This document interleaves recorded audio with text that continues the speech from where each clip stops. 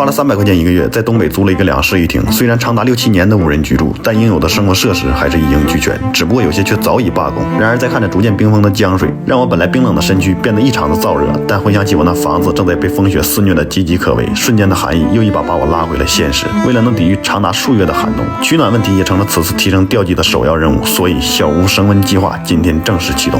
这个时候想买个炉子真不容易啊，跑了老多家了。这有了它，咱们这个小屋提升10度应该没问题了吧？然后这些就是一冬天的取暖材料了。这些木头呢也是房东的，大概是2到3个平方吧，差不多。一方木头的价格呢大概是400到500块钱。这个里面呢还有很多木头。房东大哥也说了，木头烧了多少给他多少钱。我打算呢就这些木头，然后呢再买2000斤煤，后勤有保障了，我就可以安心钓鱼了。今年的目标就是这一堆木头加上2000斤煤，挺到来年开春应该没啥问题了吧？你们看这木头非常干，特别好烧。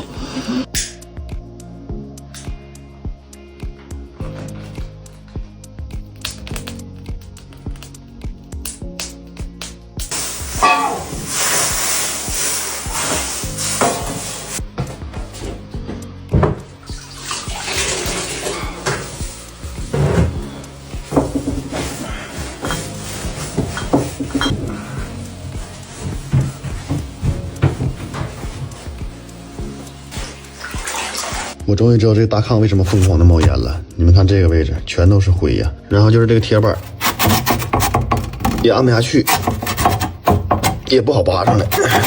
这个炕烧完温度确实提升了不少，之前12度现在已经达到14度了。就是这灰太大，炕给我被熏的，之前是粉色的都快变成黑色的了。这个炉子位置我打算放到这儿，烧起来之后呢，炕这边呢首先更热一点，它这个排烟接到这个孔上，烧的烟呢直接飘到上面了。本来还打算接到炕上，但是这炕呢我要重新扒一下。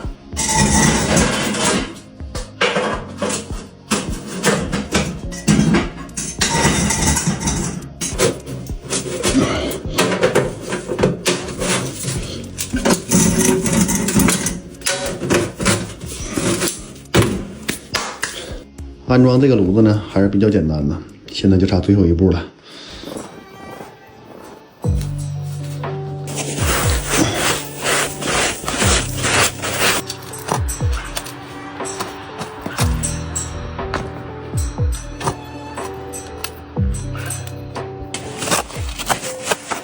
哎呦，这土这么硬啊！明年砌炕的时候是不是也用这土啊？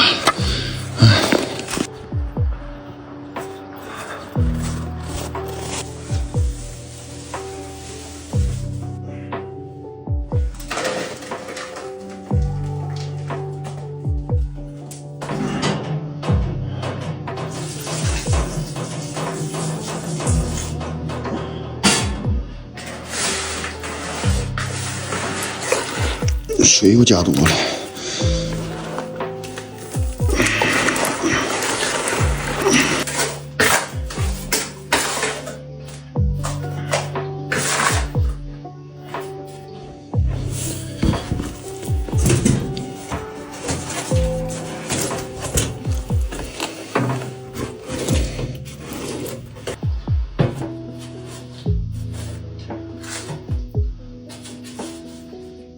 马上就是见证奇迹的时候了，我已经迫不及待了。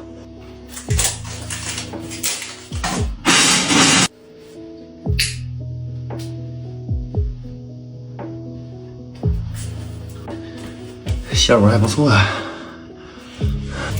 这温度一下就上来了。看这边都已经冒热气了。取暖问题这么一解决，咱们就可以钓鱼了。再把炕一扒。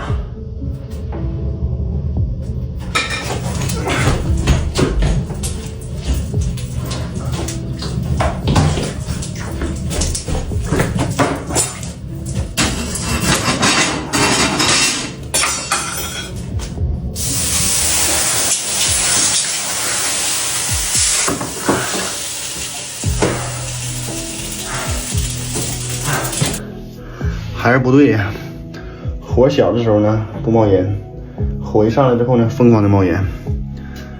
哎呀，但是温度确实高，这么一会儿这个都烫手了，上面都快干了。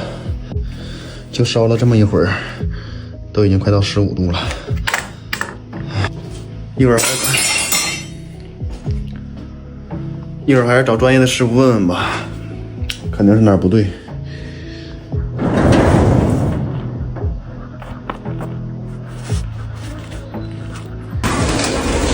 这个鲫鱼多少钱一斤呢？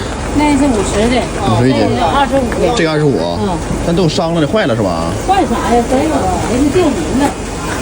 我给你捞出去看。啊，这个25一斤啊？对，狮子活。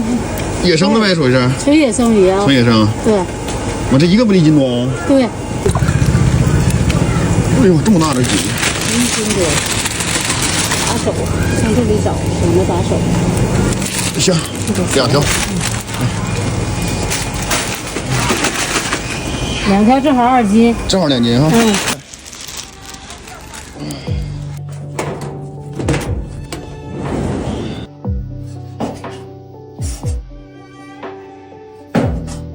这块猪皮好啊，可以用它来刷刷锅，要不然这上面全是锈，怎么刷都不干净。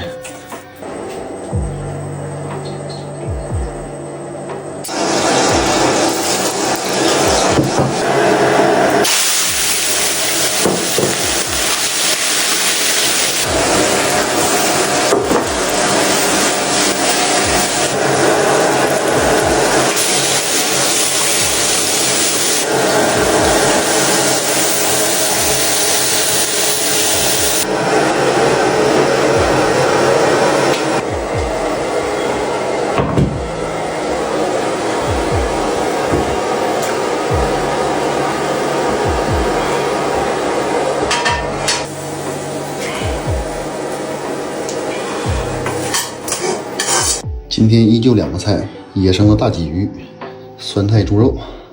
来吧，开饭了！第一口鱼子给你们。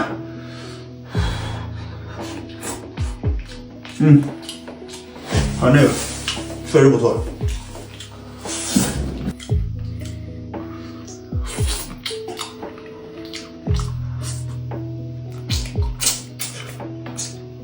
再来一口酸菜。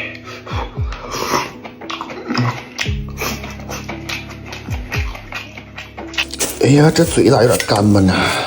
今天喂麻一下，确实有点渴了。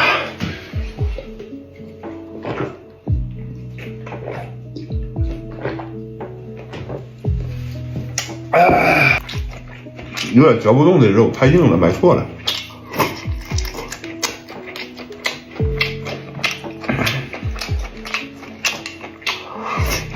这个菜系不泡汤的话，浪费了。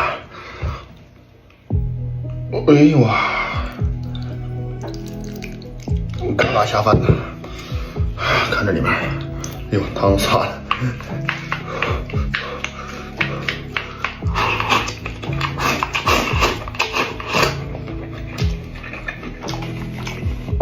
鱼泡，妈还气呢。